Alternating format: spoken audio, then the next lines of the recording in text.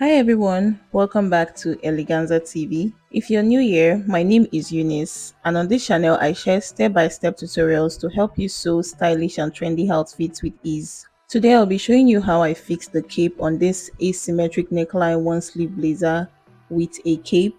If you haven't seen the cutting and sewing tutorials, the link are in the description. Be sure to check them out and don't forget to subscribe so you don't miss future tutorials. But without further ado, let's get right into the main video.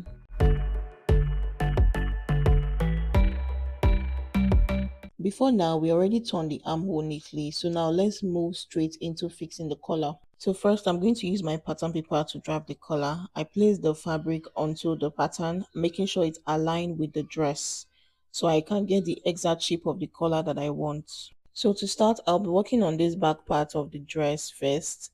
I will place the side with the zipper allowance onto the pattern and draw the shape of the back neckline. After that, I'm going to mark the zipper allowance and also where the shoulder line stops. So after getting the lines, I'm going to add arrows to indicate the neckline and the shoulder area, helping everything line up perfectly when I cut.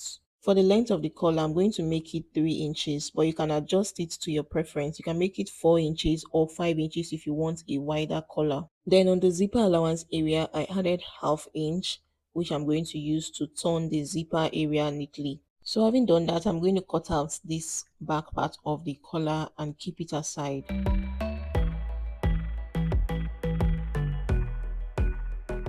So I'm also going to do the same thing for the front part of the neckline. I arranged it very well on my pattern, and I'm going to take note of the shoulder seam where it stops and also where my armhole stops on the front neckline.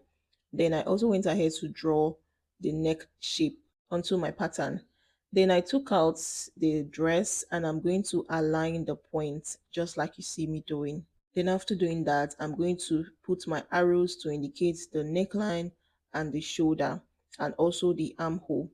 Then for the extension of the sleeve, I made it 9 inches. So I measured from where my armhole stops, I measured 9 inches on both sides of the points. Then I'm going to use my ruler to connect like you see me doing.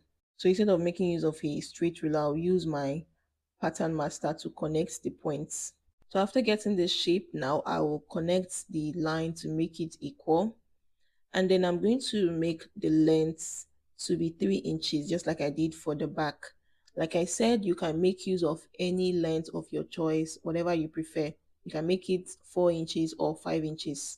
So for the end of the sleeve, I decided to make it 3.5 inches. Then I will connect that 3.5 inch to meet with the 3 inches and get my front collar.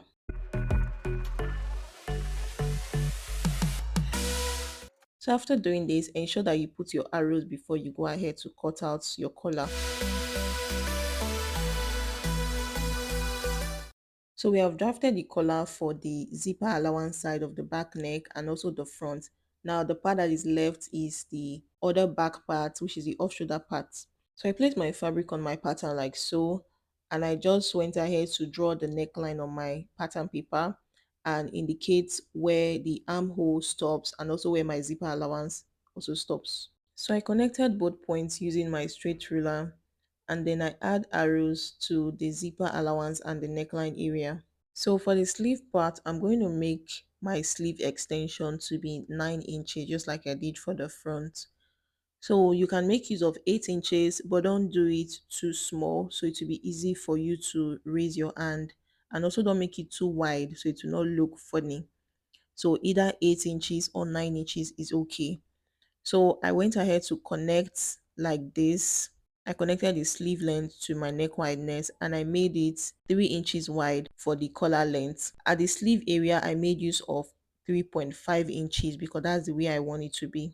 So after doing all of this, I'm going to indicate my sleeve area and then cut out my collar. Also take note that I added half inch for my zipper allowance part, so I'll be able to turn it neatly.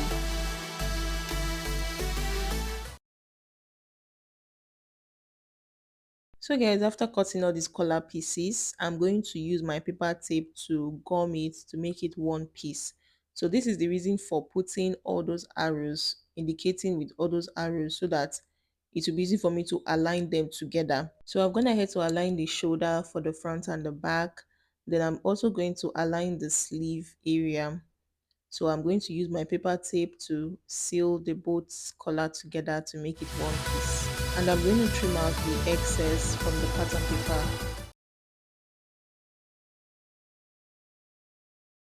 So yes, this is what the collar should look like when you're done. Now I'm going to place it on my main fabric to show you how it will be fixed. So first on the collar, I have half inch that will be used to turn the zipper allowance.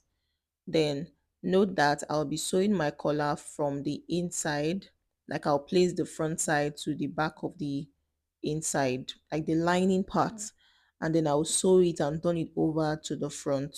So this will be done after sewing my zipper allowance close, okay? Then after pinning the collar like this, you need to take note of each of the points where your sleeve starts from and where it's going to stop. So from where the sleeve starts from to where it stops, I will turn that part neatly. Then I will continue sewing my collar all the way to the other end. Make sure that your shoulder seam on your collar aligns very well with your shoulder seam on your dress so that your collar is going to relax very well on your body.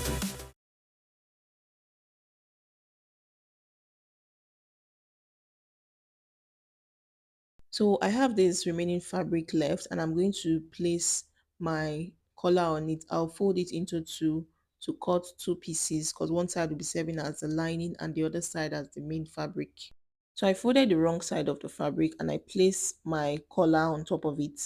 So the fabric that will be under will be the front part because the collar is faced on the front. So that part will be the main fabric and I'll iron interface into it.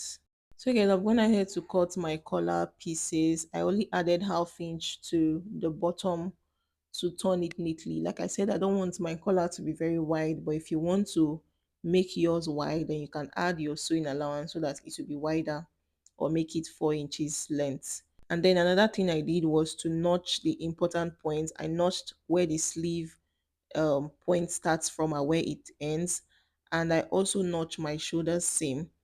So first thing I'm going to do now is to stitch the bottom of the collar and also stitch the zipper allowance. And then after doing that, I'm going to stitch the both notch points for the sleeve opening. So I will take it to my sewing machine and stitch with half inch and also stitch the zipper allowance on both sides and stitch the bottom of the collar and turn it over using the neckline and iron it neatly.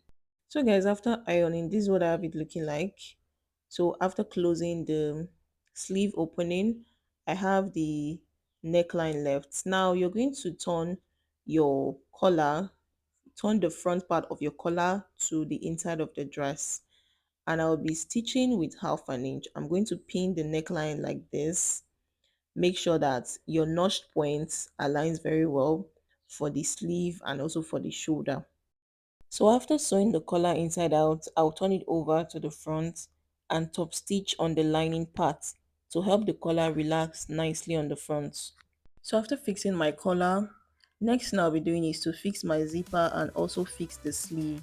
I did not film the sleeve part, but I will post a short tutorial for it on my TikTok and other social media, so check the description for my handle. If this video helped you understand how to cut and sew the blazer,